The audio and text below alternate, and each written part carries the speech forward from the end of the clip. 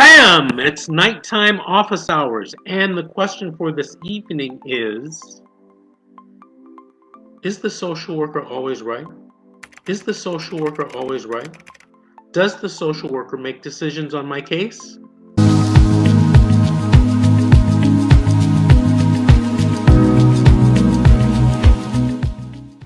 My name is Vince Davis, and I'm an attorney licensed in California, and I am an expert in CPS cases and representing parents and family members and trying to get children back inside the family unit. Now, I tell people this all of the time.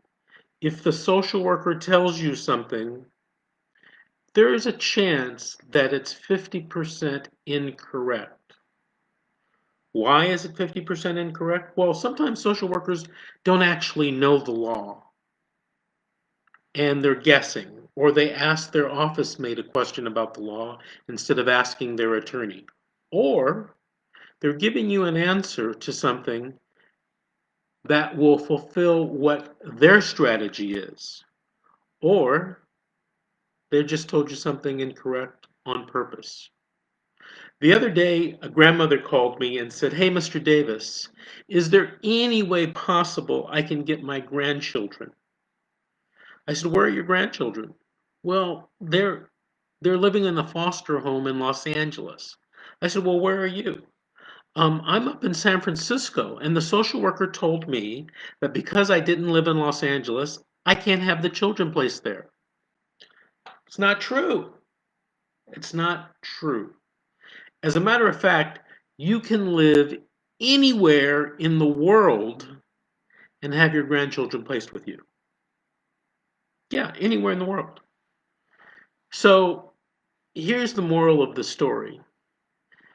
If a social worker tells you something or makes a decision on a case and you don't like it, but you don't do anything about it, that becomes the law of your case.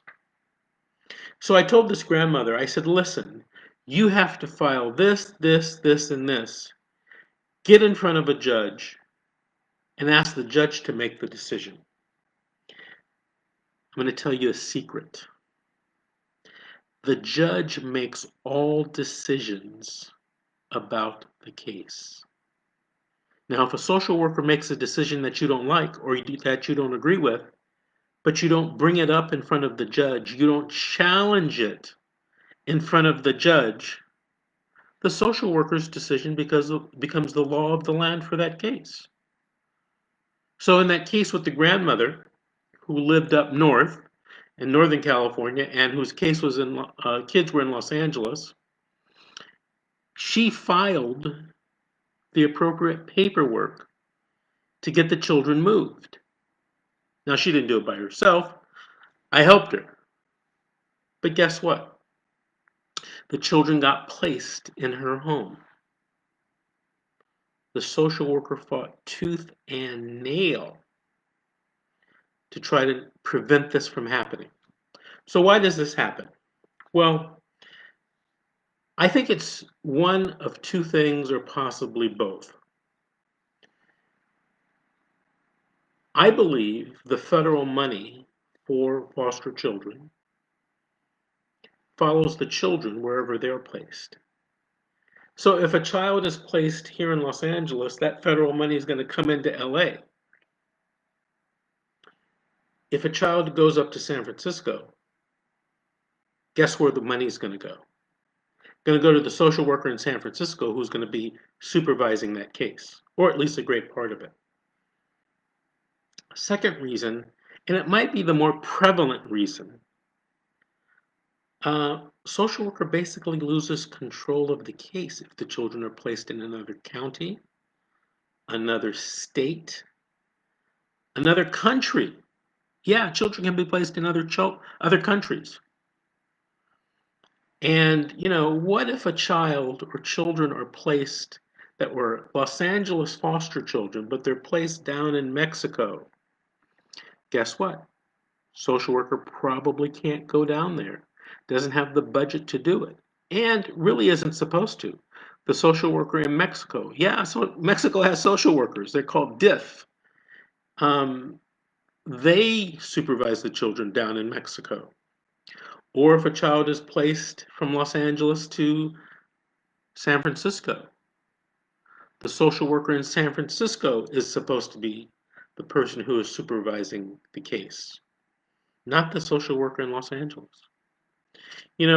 I always scratch my head every once in a while. A kid from Los Angeles will be placed in Riverside, and Riverside County never gets the call to supervise that case. Social worker just drives over, hour and a half, and visits the kid in Riverside because they're still supervising the case. And I guess they can bill the federal government for that case because they're still on the case. So if a social worker ever tells you something that you don't like, you should talk to an attorney and see if you can challenge that decision in court. You got to challenge these things in court. If you don't challenge these things in court, well, you're just going to have to live with the social worker's decision. And, maybe 7 times out of 10, 5 times out of 10, you're not going to like what the social worker decides.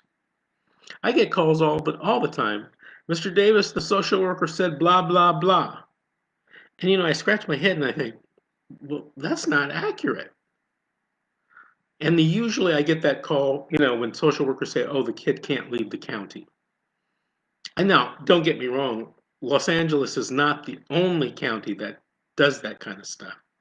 I got a call today from somebody in another Northern California county where the social worker said, oh, the grandmother down in, I think it was San Joaquin County, couldn't get the children who were from, let's say, Fresno County because she lived out of county. It's not true. Not true at all. And, since we're on that subject, I'm going to tell you a quick story that happened to me on a case in Riverside County. One day, a woman calls me up with her husband, and she says, Mr. Davis, I've been trying to get my niece out of foster care in Riverside County. And me and my husband, we were there on the first court hearing. I said, what? Where do you live? Well, we live in, I think it was North Dakota, somewhere, in mid United States. And we went to the very first detention hearing in Riverside out there in Palm Springs or near Palm Springs. And I said, well, I know that court fairly well. Been there several times. She said, but it's been more than, I would say, 18 months, and we still haven't gotten the kid. And I said, what? So what happened was, apparently the social worker dragged her feet and didn't want the case or didn't want the child placed, in North Dakota with these relatives. Now let me tell you about the relatives for a second. The female, the mother, or the wife in this relationship was a business owner, very successful business owner, and she was in, I won't say the business, but it was a very successful business in her state, not in her city, not in her county, in her state. And the husband, well, he was the principal of the local high school, and he was a deacon at his church. None of them had criminal records. They were fine, upstanding citizens. Well, the social worker in Palm Springs wanted the child to stay with the foster parents in Palm Springs or in the Riverside County area. Now, that's my opinion, all right? I could find no other explanation for it. And the social worker drugged their feet in getting what's called the ICPC approved, the Interstate Compact for the Placement of Children. And finally, when it was approved to ship the child back to North Dakota, it strangely sat on the worker's desk for weeks, if not several months. Now we get to the 366.26 hearing, and the social worker is recommending that the parents' rights be terminated. And the parents were, nowhere to be found. allegedly using drugs. And the relatives called me and said, "Is there any chance that we could get this child placed with us?" And I said, "Well, you know what? You're not asking the right question. What you should be asking me is there a probability that you can get the child placed with you? You know, more probable than not." I said, the answer to that question is probably no. The reason being, you've waited so long. And here's their response. "Well, we thought the social worker would do the right thing. We thought the social worker would place this child with relatives." That's what they thought. They happen to be wrong. I've seen it in many cases all over California, and it probably happens all over the United States. As a matter of fact, I know that it happens all over the United States. I get calls from people with these crazy social worker stories. Anyway, I tell them that it's not probable, all right? And they say, "Well, we have to try. We have to try to get this child placed with us. It's family, it's blood." These people are from North Dakota. You know, family means everything. Go to court, file the paperwork, judge decides to give me a hearing. Judge didn't have to decide to give me a hearing. When I filed my 388, the first thing the judge could have said was no, no hearing. And I remember going down there arguing it, and everyone in the courtroom, the county council, the minors council, um, and I was going to say the father's council, but I don't think the father's council even appeared, argued that the judge shouldn't even give me a hearing on this case. Well, we had the hearing, and I lost.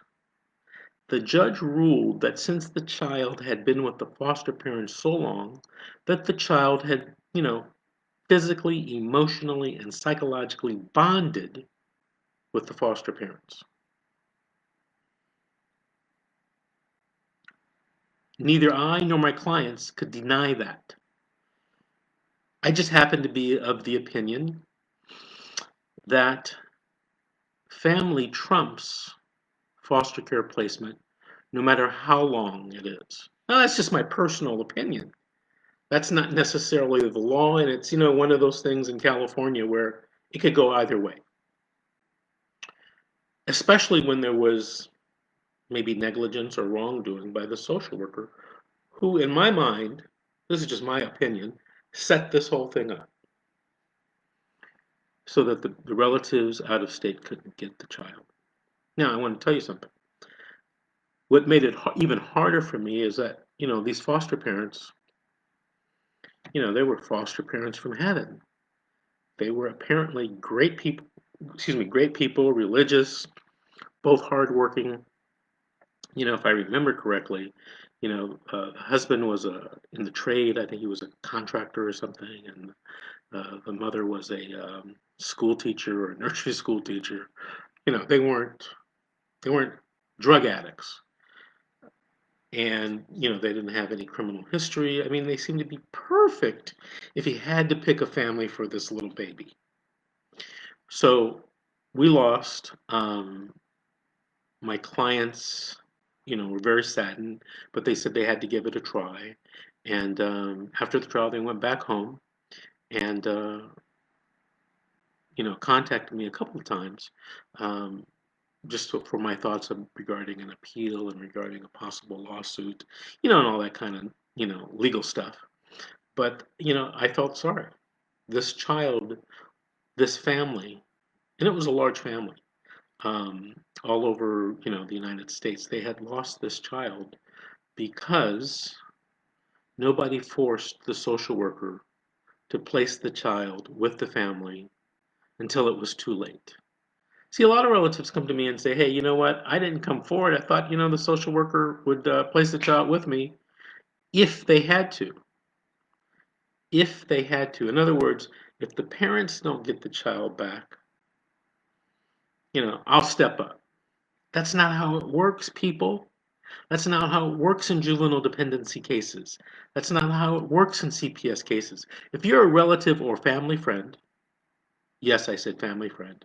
If you're a relative or family friend, step up now. Talk to a lawyer, talk to the social worker, talk to the minor's attorney. Let them know that you are there to provide a resource and a home for this child. All right? So don't necessarily accept the social worker's decision or the social worker's lack of diligence. Do something on the case, file something with the judge, go present evidence to the judge, ask for that hearing. All right? So that's what I want you to do. Now, I see there's a question from Red Queen. And Red Queen has been following me across social media, on my radio show on KABC 790 Talk Radio on Saturdays. Little plug there. Red King asks, why can carekeepers keep you from speaking to your child? I don't think they can, unless there is some court order. You know, the scenarios are infinite, Miss Red Queen. They're infinite. The judge could have ordered you or ordered that you not have phone visits with your children. You have to look in the minute orders or talk to your attorney. Absent a court order, if the social worker told the foster parent, you can't talk to the children, that's something you had to take in front of the judge. Because unless there is a court order, the social worker is not supposed to be limiting your visitation. As a matter of fact, the whole goal is reunification, including visitation, even during COVID. You know, the state of California, and probably like most states, issued emergency orders to try to straighten out social workers who had stopped all visits because of the pandemic. And basically, the court and the rules for the state says, no, no, no, no, you can't stop visits just because you believe it's going to be detrimental regarding a pandemic. There's other ways for you to have visitation. You could have it on the internet. You can have it, via Skype, via Facebook, via, FaceTime. There's so many different alternatives, and there's always the telephone. You can visit with the telephone. So, no, my opinion or my answer would be caretakers cannot keep you from speaking to your child because that's tantamount to not being able to visit with your child. Now, there are several exceptions that I can think of. All right, so that's not just a blanket rule. And I don't know all of the facts behind your particular situation, Ms. Red Queen, but this is something you got to talk to your attorney about quickly. And by the way, if you're going to communicate with the social worker without your attorney, it should probably be done via email so that you and everybody in the future will have a record. We'll have a record of what was said and how it was said. Because I've had many clients that tell me, "Oh, Mr. Davis, I called the social worker 10 times and she never returned my call." And of course, when the social worker gets on the stand and I said, "How many times did my client call you?" "Your client's never called me, Mr. Davis." What? Like, how do you prove whether somebody called absent, having an iPhone and saying, "Oh, look at the call history," right? But if it's in an email or a text, you got it. Those are digital. She can't deny receiving it or responding to it. Now, I have seen a social worker on the stand say, "I didn't receive that call," you know, and of course, it's illegal in California to tape record calls. So that's something that you got to consider. One last quick story. This happened years ago. Years ago, and I think I may have told this story before, but forgive me. It's such a good story. I went to court, and I think it was at the 12-month date, and it was even before they even changed the laws and they called it 12-month date. It was called the PPH hearing, the permanency planning hearing. And it was the last hearing before the client could possibly lose her children permanently. And my client told me, "Look, the social worker has already told me he's returning the kids. You don't have to worry about having a trial." Okay, great. Get to court, new report. Report says, no, mother should not get her kids back. And I asked my client, I said, hey, I thought you said social worker was giving you the kids back. He did, Mr. Davis. That's what he said. I can't believe he wrote that report. So I made this representation to the judge. Judge said, okay, well, we don't want to set a trial unnecessarily. Have the social worker and the mother meet again, and social worker can turn in a new report. They meet. I'm not present, right? They meet. Allegedly, the social worker says the same thing. You should get your kids back. Come up to the next hearing. Don't worry about the trial, Mr. Davis. Social worker says, I'm getting my kids back. Get to court. Guess what the report says? Report says mother should not get her kids back. I'm looking at my client like, lady, come on. I mean, why are you telling me these lies? Mr. Davis, I'm not lying to you. That's what he told me. So I get in front of the judge. I tell the judge the same thing. I said, look, but, we don't have to waste time, judge. Let's just have a trial. Judge says, no, I don't want to set a trial, waste court time if the county is going to give the child back. And the judge turns and looks at the county counsel and says, do you think the social worker is telling the mother this? And the county counsel says, no, I don't. I think the social worker is telling us exactly, and I think Mr. Davis' client is lying. Now, I used to be famous for having lying clients. Nobody really wanted to believe them, especially if they were a county counsel who represents social workers. But I love county counsel. They're good attorneys and they're doing their job. Okay, judge says one last time. They meet at a local restaurant, a Denny's, something like that. And my client, unbeknownst to me, tape records the conversation. And again, the same thing happens. She tells me this is what the social worker said. I got it on tape. Now, this was many years ago, and it's, they don't have these sophisticated recording devices like they have now. So this lady went really out of her way to go James Bond on this guy, on this social worker. And she plays me the tape. Because even I'm starting to have my doubts about my client's veracity in this situation.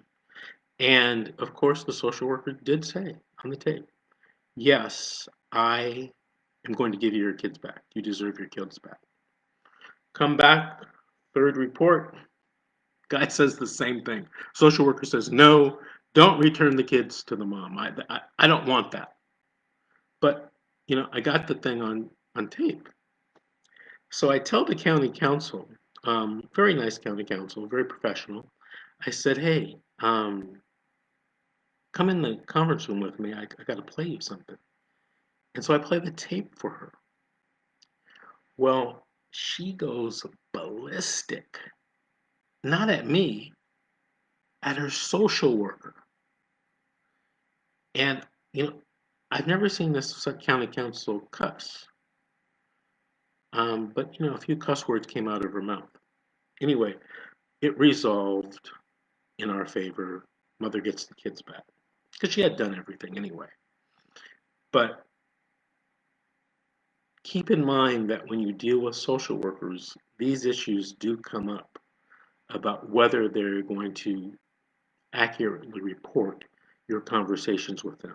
Now in California, it's different in other states, but in California, you can't record someone unless you tell them. It's a crime in California. It's punishable by, up to 1 year in jail and I think a fine of 5,000 or 25,000 per recording. So it's they take it quite seriously.